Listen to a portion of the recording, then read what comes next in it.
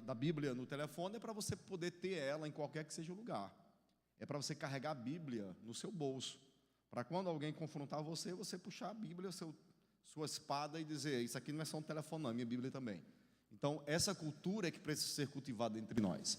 Essa preocupação em termos de fato, as Escrituras, precisa ser, de nós refletirmos, meditarmos, precisa ser algo realmente que se torne cultura entre nós. Eu entendo que a leitura nas Escrituras, na Bíblia, ela é prática, ela é fácil. Eu tenho aqui várias versões. Eu tenho NVI, eu tenho João Ferreira de Almeida, eu tenho na linguagem de hoje, eu tenho King James, eu tenho várias versões. E mais que isso, eu consigo ler, consigo fazer anotações na minha Bíblia. Então, literalmente, você tem um caderninho de anotações, que eu esqueci o nome agora em inglês. Você tem aí, você pode fazer essas anotações para que realmente você se torne assim, essa pessoa amante das Escrituras. Eu tenho aprendido que o que vai nos fazer permanecer vivos não é a nossa estrutura, não é o fato de sermos uma igreja moderna, mas é o fato de sermos uma igreja que aprenda a amar a Bíblia acima de todas as coisas. O período do louvor faz parte da liturgia do culto. Um culto sem louvor fica um tanto quanto parado, mas não pode existir também um culto sem palavra. Então, precisamos de fato termos orações, precisamos de fato termos nosso momento de adoração, mas precisamos também adorar a Deus através da palavra, de ouvirmos e compreendermos a palavra de Deus. Então, seja alguém que ama ler, que ama se assentar para realmente aprender mais da palavra do nosso Deus. Amém? Então, vamos fazer a leitura. 1 João, capítulo 2.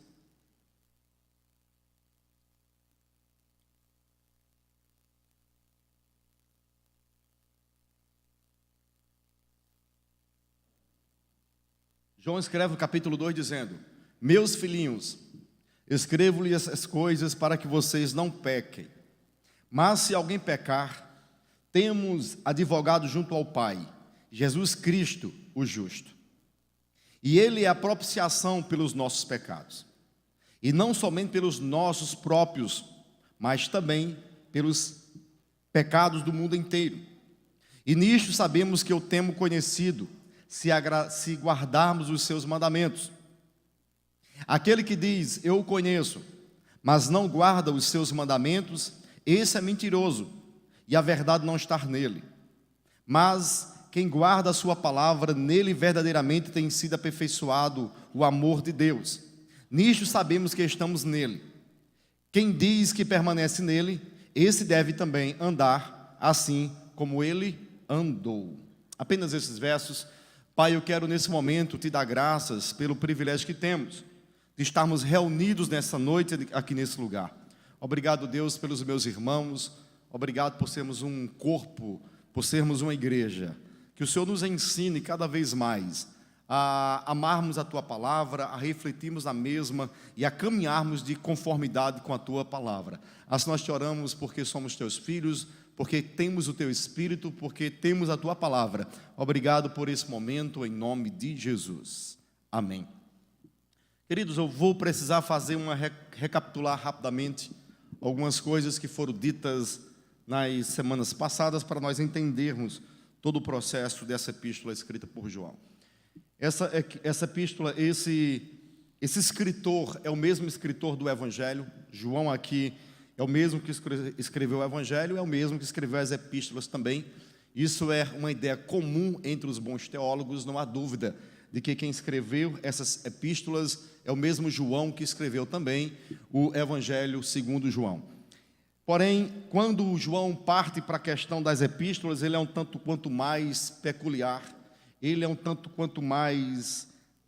as epístolas é mais voltada para as questões particulares e também com o objetivo de combater algumas seitas, algumas heresias que na época estavam predominando nesse período aqui. Quando nós lemos o capítulo 1, nós percebemos que João ele vai escrever tratando muito acerca da questão de perdão de pecados. Por isso é que no capítulo de número 1, o verso de número 9, ele vai dizer que se nós confessarmos nossos pecados a Ele, Ele é fiel e justo, Ele é fiel e verdadeiro para nos perdoar de todo pecado. Porém, nós observamos nas semanas passadas que esse perdão dos nossos pecados, ele acontece a partir do momento que eu estou vivendo uma vida em comunhão com a igreja. Se você observar os versículos que nós tratamos, versículos 3, versículos 4, versículo 5, ele vai mostrar que para que de fato, e o versículo 6, que para que esse perdão ele seja manifestado na minha vida, eu preciso estar em comunhão com a igreja. Por isso é que ele vai dizer, se nós mantermos comunhão uns com os outros, verso 6, o sangue de Jesus nos purifica de todo pecado. Então há uma condição imposta para que eu tenha perdão dos meus pecados. Eu preciso estar em comunhão vertical e comunhão horizontal. Eu preciso estar em comunhão com Deus, mas ao mesmo tempo em comunhão com a igreja. Então, quando eu estou vivendo essa comunhão, essa plenitude, aí sim, se eu pecar, eu peço perdão a Deus e Ele me perdoa. Não há perdão para quem está fora do corpo. Não há perdão para quem não tem comunhão com a igreja. Não há perdão para quem está nas trevas e não está desfrutando da verdadeira luz. Então esses são os princípios estabelecidos no capítulo 1. Ele vai mostrar a questão do perdão, mas ao mesmo tempo a necessidade que se há de nós, enquanto membros, estarmos conectados na igreja de Cristo Jesus. No capítulo 2, ele dá continuidade ao que tem sido dito. No capítulo 2 ele vai dizer assim, estou em 2 Pedro, perdão aqui, é bom também. No capítulo 2 ele dá continuidade a essa temática acerca do perdão dos pecados, e ele vai continuar dizendo, meus filhinhos, escrevo-lhes essas coisas para que vocês não pequem. João, de fato, ele expressa aqui o espírito de pastor que ele tinha. É comprovado que João pastoreou algumas igrejas, e dentre elas a igreja em Éfeso. Essa carta, como eu falei para vocês, é uma carta circular. O que é uma carta circular? É uma carta que ela foi escrita com o objetivo de ser lida por várias igrejas na época. Então João escreve aqui um tema comum, orientando os irmãos, dizendo, irmãos, a ordem é o seguinte, não pequem. João não está incentivando o pecado. João está dizendo, não pequem, mas se porventura alguém pecar, lembre-se que temos advogado junto ao Pai, Cristo Jesus. Eu gosto muito, talvez essa seja uma das cartas que eu mais amo, porque ninguém trata acerca de perdão de pecados como João trata. Infelizmente, por muito tempo, talvez não por muito tempo, talvez ainda hoje, existiu e existe extremos na questão relacionada à questão como tratarmos os nossos próprios pecados. Por muito tempo foi colocado sobre nós um jugo muito pesado, ao ponto de dizer, se você pecar, você não pode permanecer na igreja. E eu conheço várias pessoas que infelizmente se achegaram a Deus com o propósito, com o objetivo de viver uma vida santa, mas desejaram essa vida santa com tanta expectativa, com tanta ansiedade, com tanta força, e não conseguiram viver 100% santo. E por não conseguir desfrutar dessa santidade, acabaram infelizmente revoltando-se consigo mesmo, acabaram infelizmente olhando para si mesma, para si mesmo, e afirmando, eu não sou capaz de viver na igreja, porque eu tenho pecados, porque eu tenho erros. Porque por muito tempo a religião ela impôs isso.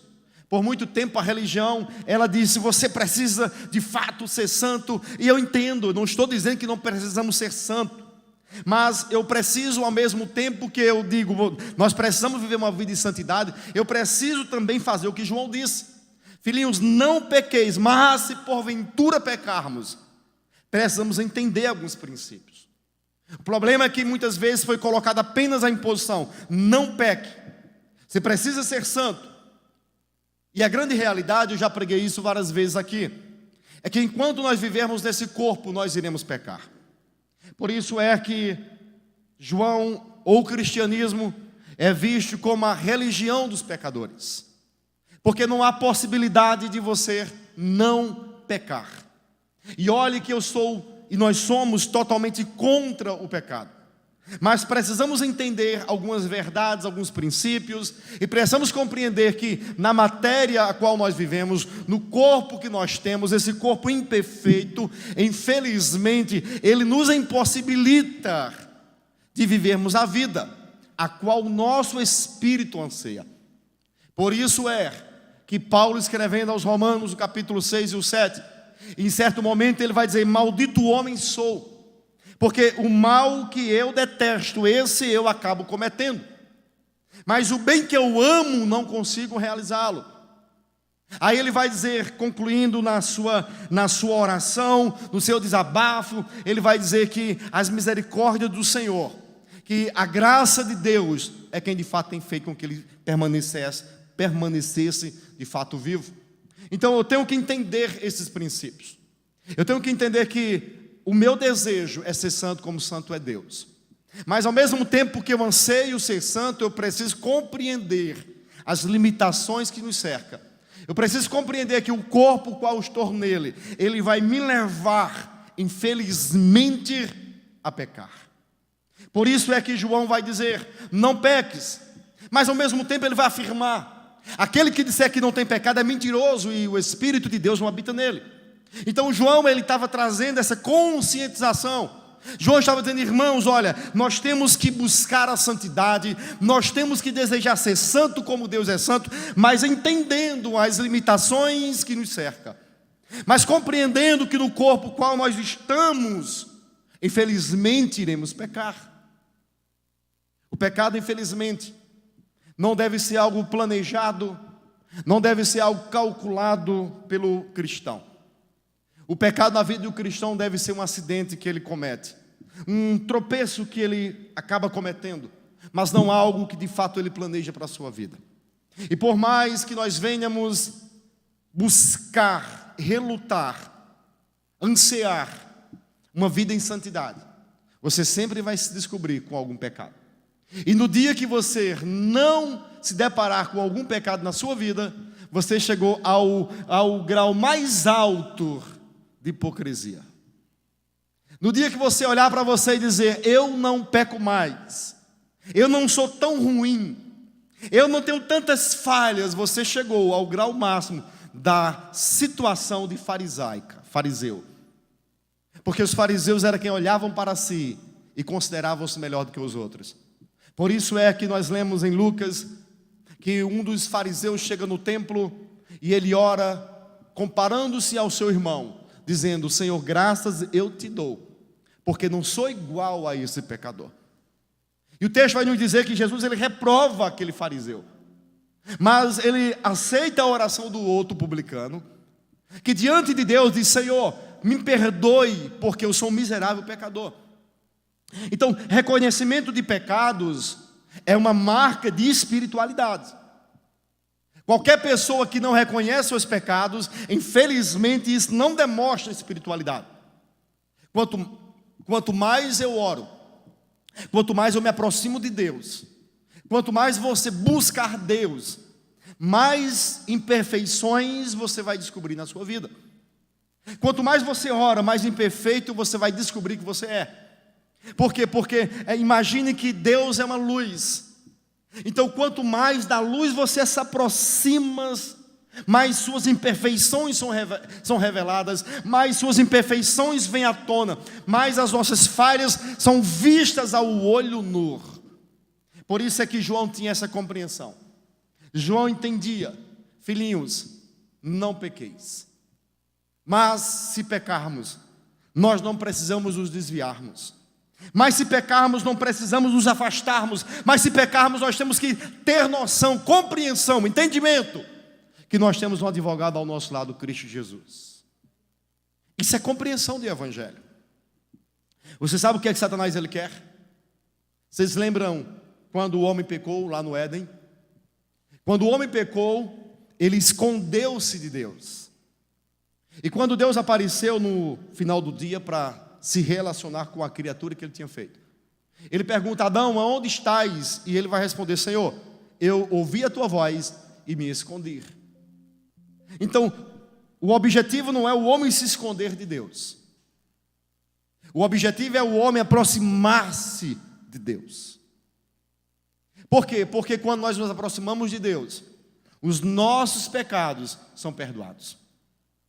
Quando o povo estava saindo do deserto, e eles foram picados por cobras, por víboras, o texto bíblico nos diz que eles estavam morrendo.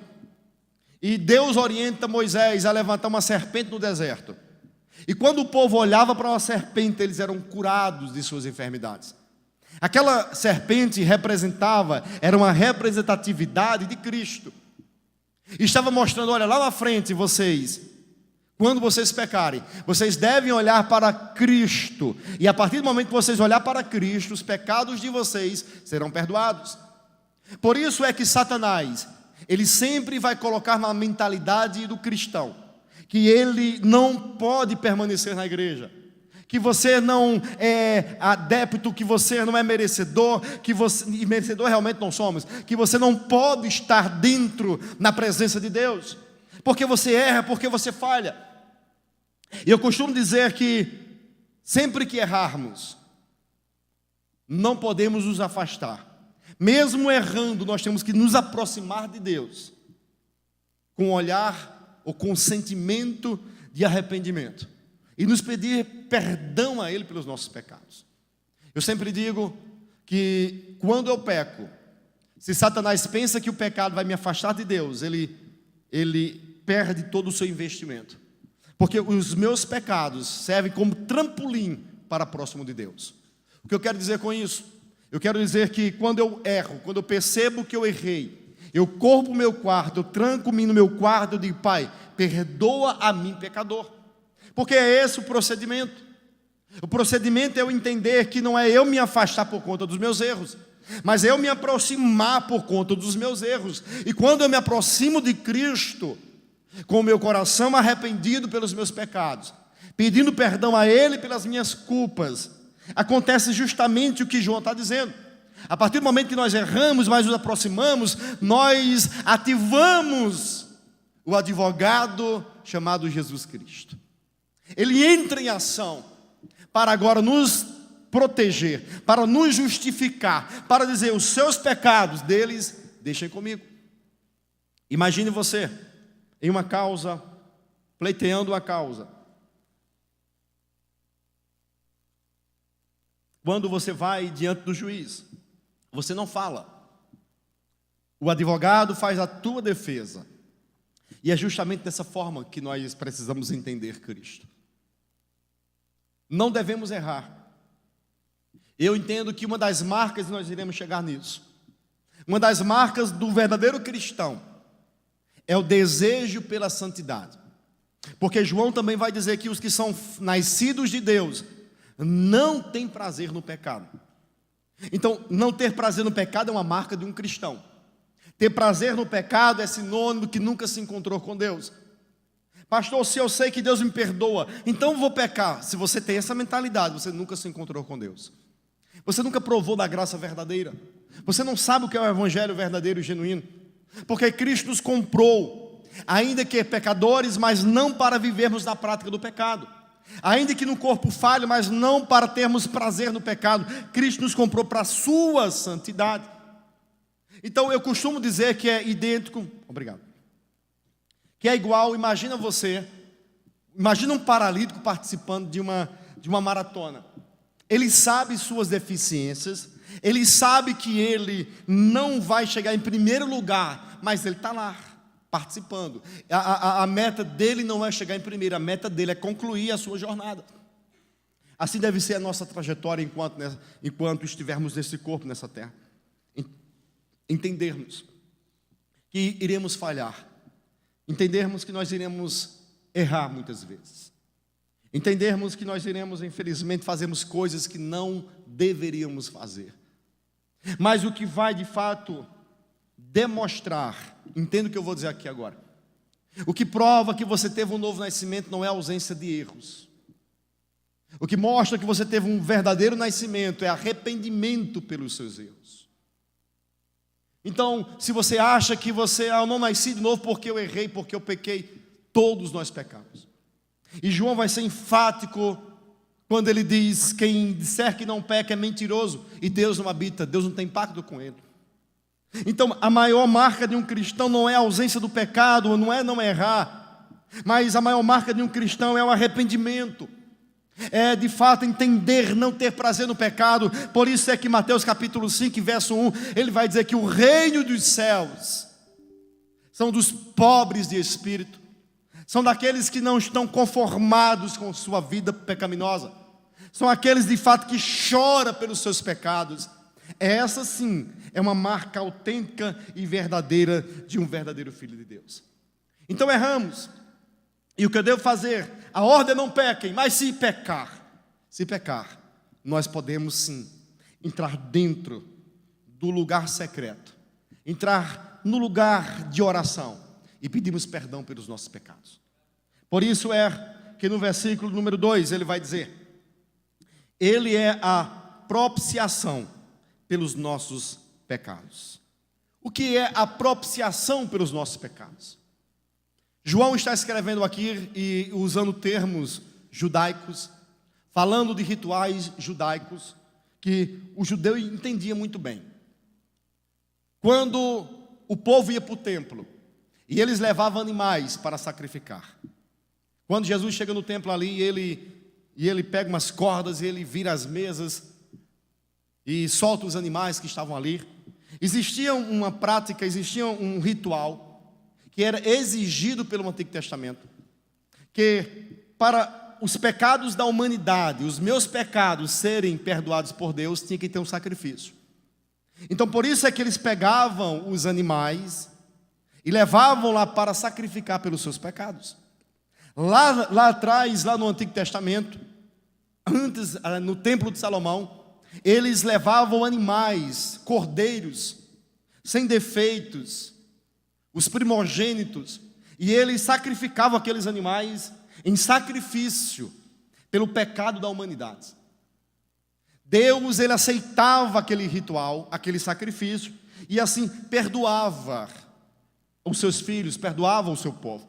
Por isso é que João agora diz: olha, Cristo, Jesus, ele é a propiciação, ele é a expiação pelos nossos pecados. Ou seja, os nossos pecados foram aplacados, foram aceitos, foram perdoados, porque Cristo, ele, na cruz do Calvário, se fez o cordeiro por nós. Ele se fez o sacrifício por nós. Ele derramou o seu sangue para que hoje a ira de Deus não recaísse sobre a minha vida nem sobre a sua vida. Então todas as vezes que você lê a Bíblia e você encontra lá, ele é a propiciação, ele é a expiação pelos nossos pecados, entenda que ele é aquele que se colocou. Você já viu aquela expressão que nós usamos muito? Fulano está me usando como bode expiatório. Bode expiatório é algo que se colocava no lugar do outro, para morrer pelo outro. Então Cristo, ele se colocou como cordeiro expiatório. Ele se fez de fato culpado por nós. O seu sangue foi derramado para que os nossos pecados fossem de fato perdoados. Então quando eu não tenho compreensão do sacrifício de Cristo, eu não aceito o perdão de Cristo. Por isso é que há muitas pessoas que andam com culpa, que andam, não aceitam, não conseguem. Você sabia que existem muitos cristãos que não têm certeza de salvação? Inclusive aqui nesse momento agora. Há muitas pessoas que, se você interrogá-las: irmão, você tem certeza de sua salvação? Ele vai dizer: irmão, eu não sei, eu não tenho certeza, eu tenho medo do inferno. E por que essa insegurança, ela predomina a mente de algumas pessoas? Porque a falta de compreensão acerca do sacrifício de Cristo, a falta de entender que por mim Cristo já pagou os meus pecados, que basta apenas eu confessá-lo como meu Senhor. Quando eu compreendo o sacrifício expiatório, quando eu compreendo que Cristo, ele foi morto em meu lugar, aí sim eu entendo que de fato toda a condenação que existia sobre mim foi imputada em Cristo. Então, essa compreensão me faz andar em segurança. Essa compreensão me faz entender que ainda que eu venha a pecar, o meu lugar é na presença de Deus. Eu não estou aqui dizendo, e vou abrir um parênteses aqui, não estou falando de pessoas que vivem na prática do pecado. Não estou falando de pessoas que vivem uma vida imunda, uma vida depravada, uma vida imoral, porque como eu preguei semana ou 15 dias atrás, para termos os pecados perdoados, precisamos estar conectados em comunhão com a igreja e com Cristo. Quando eu estou vivendo essa comunhão com Cristo e com a igreja, aí sim, se eu pecar, aí eu preciso entender que Cristo perdoa os meus pecados, porque eu mantenho comunhão com Ele e comunhão com a igreja. Essa cruz, horizontal e vertical, ela faz com que os meus pecados de fato sejam perdoados em Cristo Jesus. Então precisamos entender que mesmo errando, mesmo falhando, nós precisamos correr para o nosso lugar secreto, entrarmos na presença de Deus e dizer: Senhor, perdoa os meus pecados, perdoa as minhas falhas.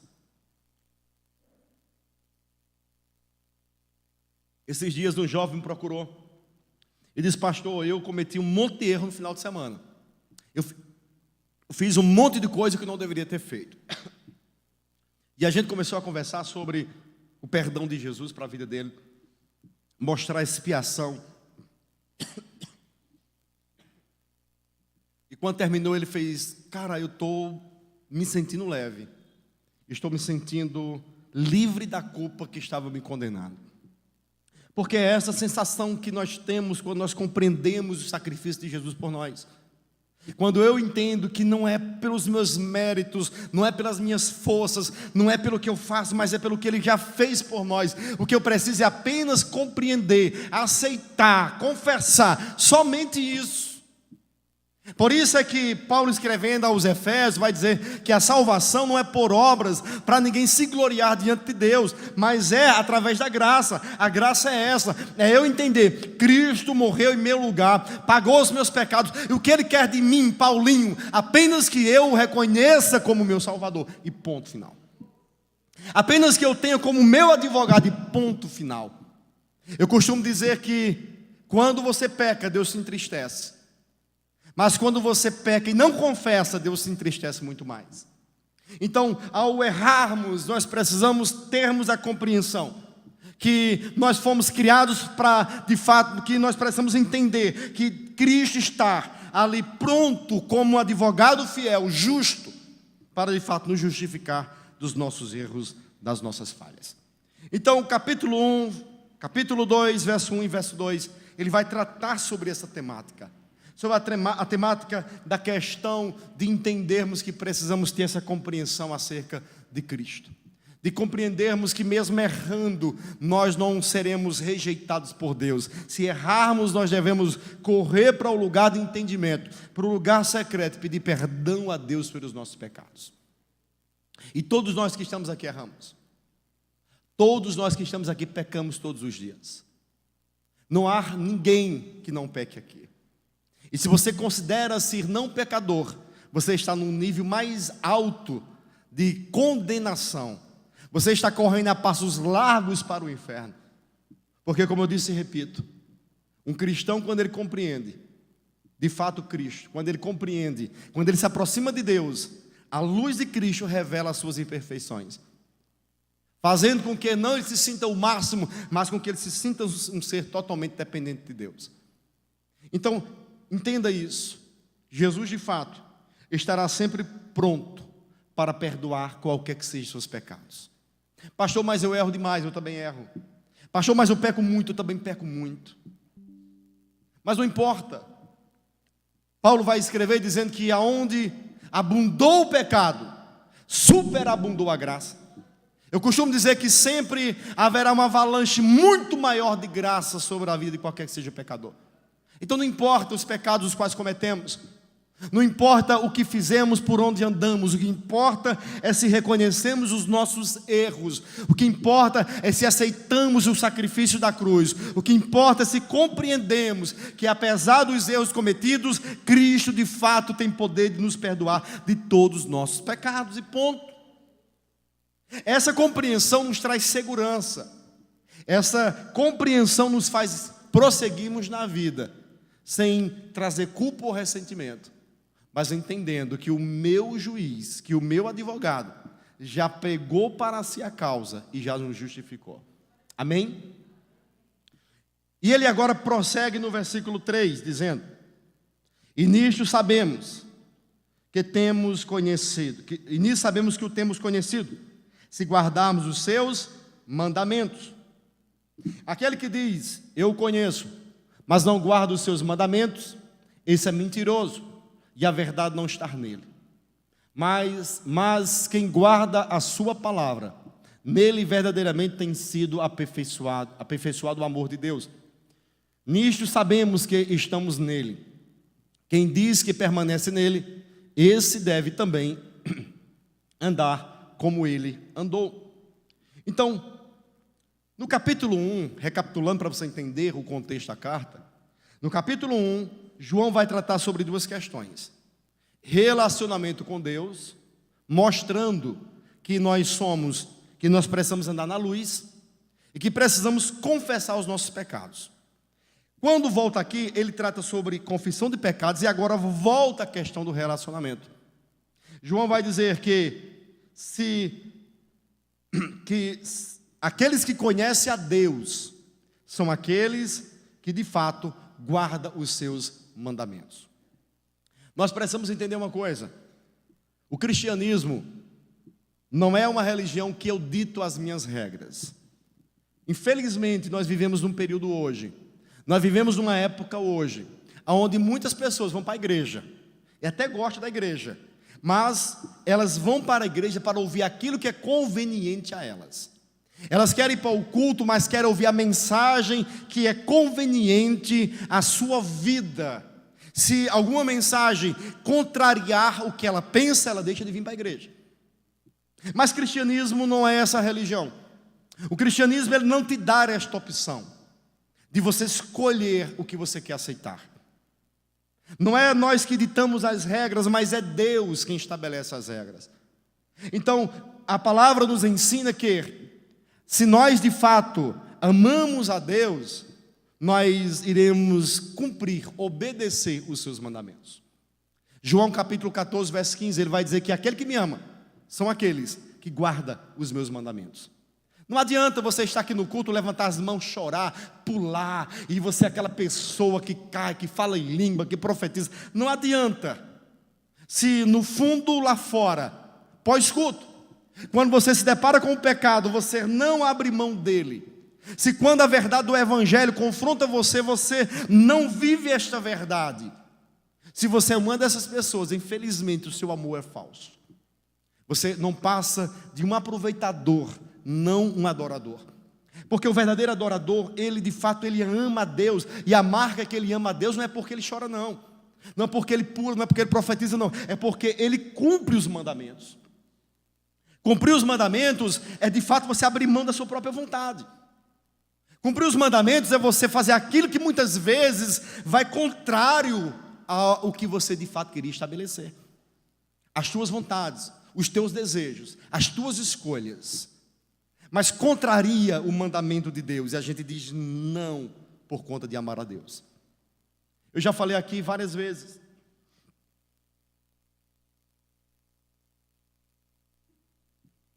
Eu nunca traí minha esposa. Já viajei muito o Brasil inteiro. Mas eu não traí minha esposa, não é porque eu amava ela acima de todas as coisas, não. Eu já viajei brigado com a minha esposa. Passar 15 dias brigado com ela. E a vontade era fazer o que era errado. Mas sabe por que eu não fiz? Porque acima de tudo eu amava a Deus. Por isso é que eu digo sempre, moças, homens, rapazes, não casem com alguém que te ama.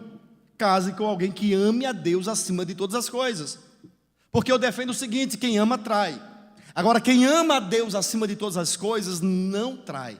Não é pelo outro, é por Deus. É porque ele vai dizer, como disse o salmista: para onde eu me ausentarei, para onde eu me esconderei da tua presença. Se eu descer ao mais profundo abismo, lá tu estás. Se eu subir no mais alto monte, lá também estás. Para onde eu irei me ausentar? Me esconderei da tua presença.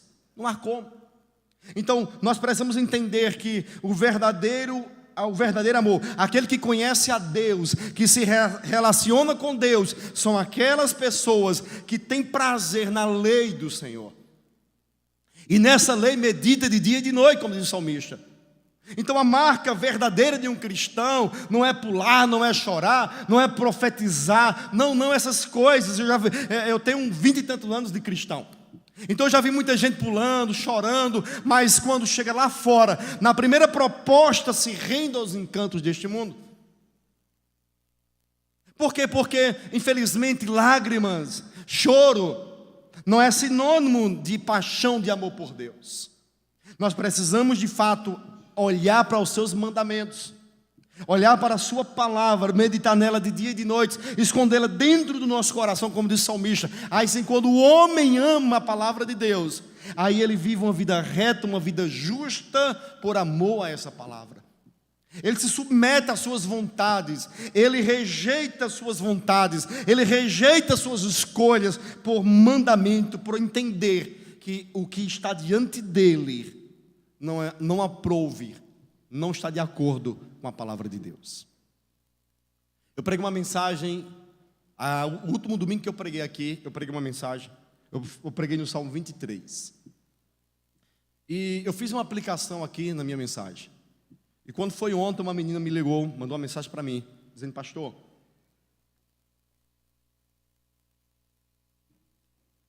surgiu uma proposta para mim de algo.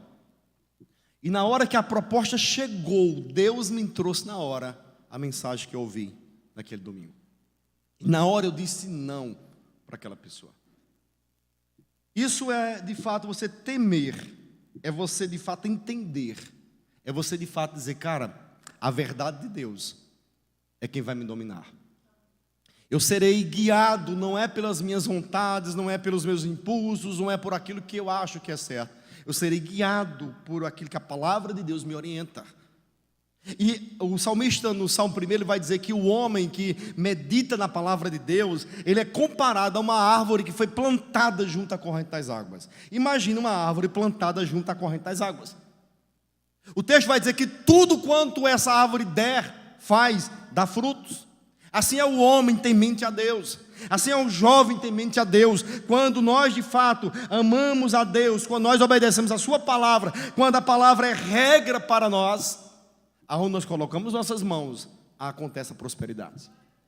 As coisas fluem porque Deus olha para nós e encontra um coração que de fato que se rendeu diante da sua vontade. Então, entenda isso. Se você está à procura de uma religião onde você escolhe aquilo que você pode observar, não é o cristianismo. O cristianismo, ele não te oferece essa oportunidade. Ele não te oferece essa brecha de você dizer: não, isso eu concordo, mas isso não. Essa moça não está mais conosco, mas uma vez eu tive um gabinete com uma menina lésbica, e nada contra por ela ser lésbica. Eu tenho muitas meninas e meninos aqui que têm problema na sua sexualidade, que trabalham essa questão, que lutam contra isso. Mas essa em especial chegou diante de mim e disse: pastor, e se eu não for feliz? Eu disse: minha filha, se você não for feliz, você acha que cristianismo é sinônimo de felicidade? Vá olhar a história dos apóstolos: cerrado ao meio, perder a cabeça, mortos, jogados dentro de jaula. Se você acha que os missionários que estão nesse momento em países que não se pode pregar o evangelho, eles estão felizes? Cristianismo não é acerca da minha felicidade, não. É acerca de uma convicção de uma vida eterna com Cristo.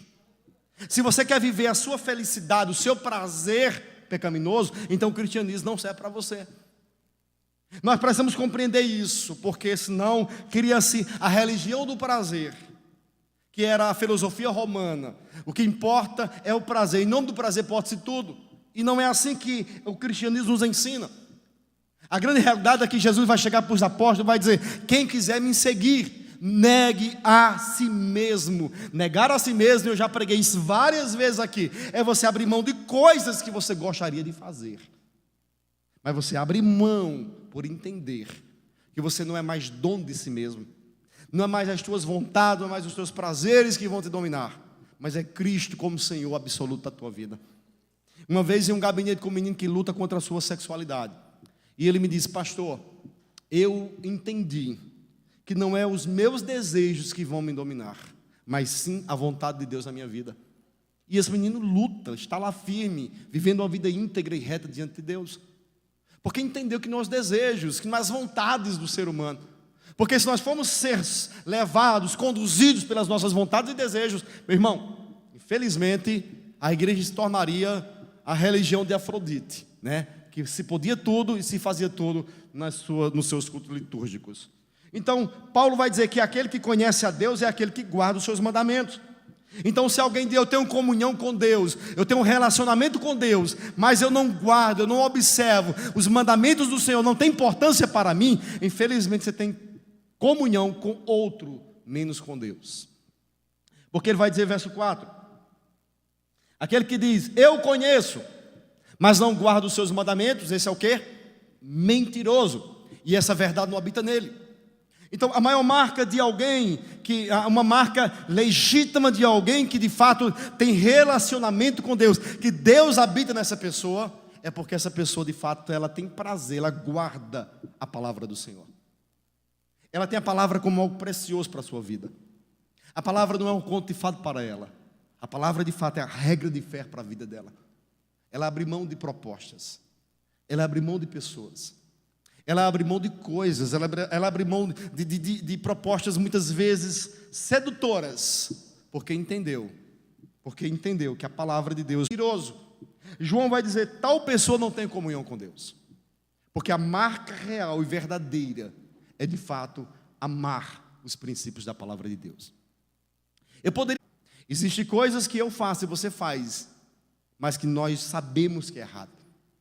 E que a palavra de Deus, quando a palavra de Deus vem, é como uma luz sobre algo que estava escuro. E a ficha cai, e nós entendemos que muitos dos nossos hábitos, muitas vezes, são totalmente contrários à palavra de Deus. E ele vai continuar, verso 6. Mas quem guarda a sua palavra, nele verdadeiramente tem sido aperfeiçoado o amor de Deus. Nisto sabemos que estamos nele.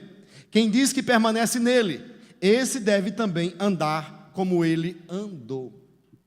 Uma das marcas do verdadeiro cristão é se tornar literalmente uma cópia de Jesus. É andar como ele andou. É fazer o que ele fez. Eu já falei várias vezes aqui para vocês que muitas vezes, diante de algumas situações, que eu só preciso tomar alguma atitude, e às vezes eu não queria tomar atitude, mas aí eu me pergunto, ou o Espírito Santo me pergunta, meu filho, o que eu faria nessa situação?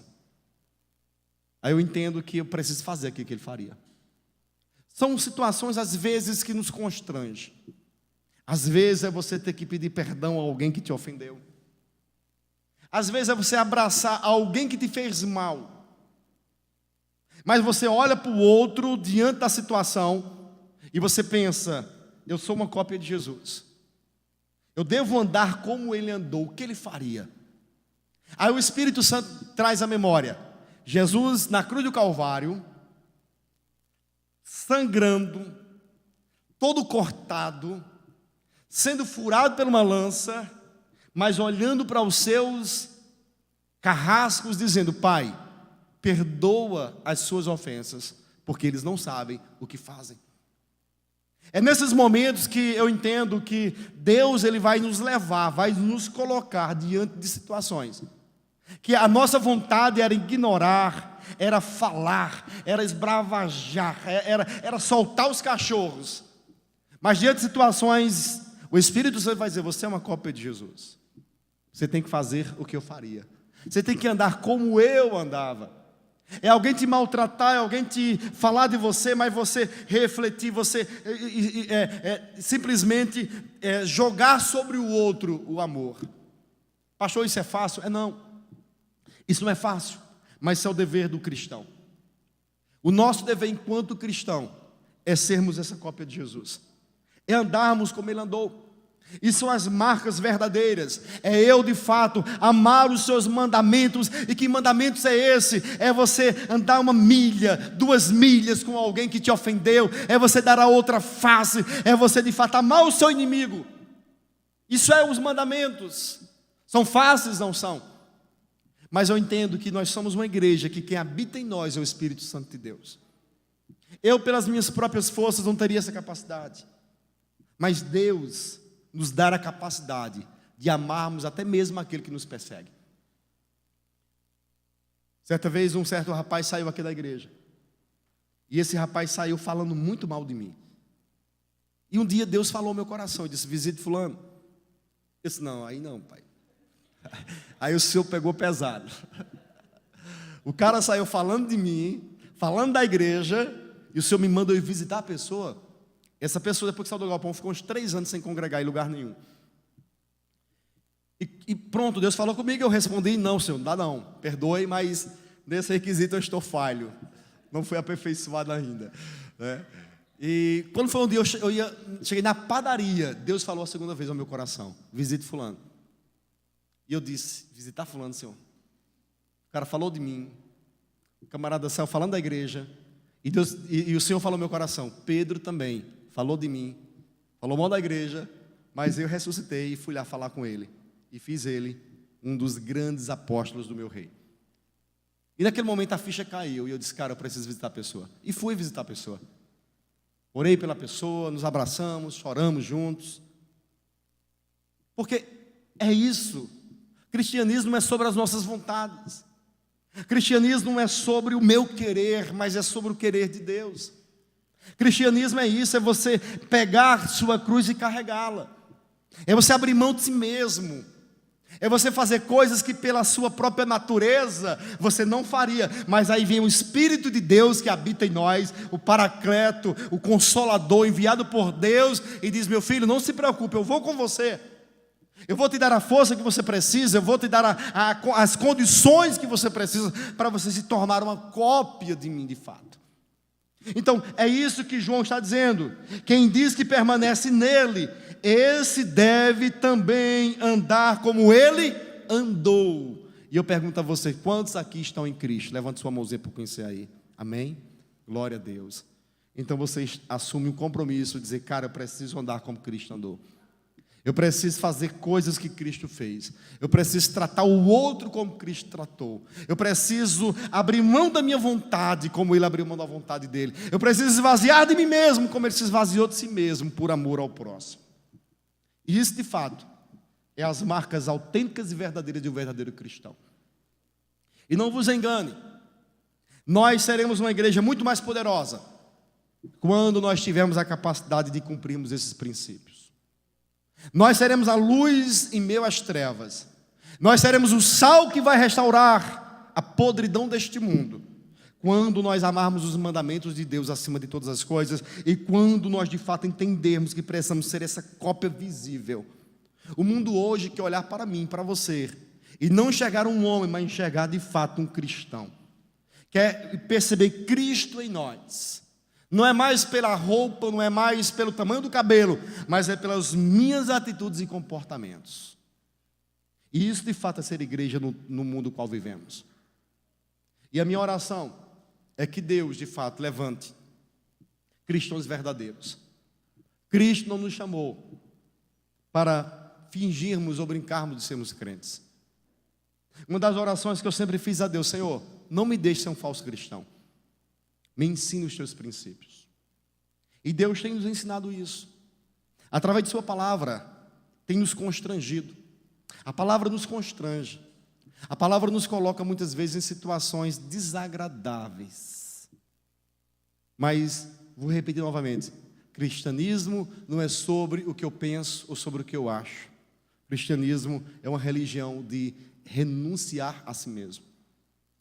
É simplesmente olharmos para as Escrituras e dizermos: eu estou aqui como discípulo, como filho, pronto a viver a tua vontade para a minha vida. Eu já falei outras vezes aqui: cuidado no que você ora, porque orar tem um perigo muito grande. Quando você diz: Pai, cumpre em mim a tua vontade, essa vontade muitas vezes pode ser totalmente contrária à vontade que nós queremos para nossas vidas. Mas ser cristão é isso, é ser essa cópia, andar como Cristo andou. E se submeter-se à sua palavra e à sua vontade, por amor ao nosso Pai. Vamos colocar em pé e eu quero orar com vocês nesse momento.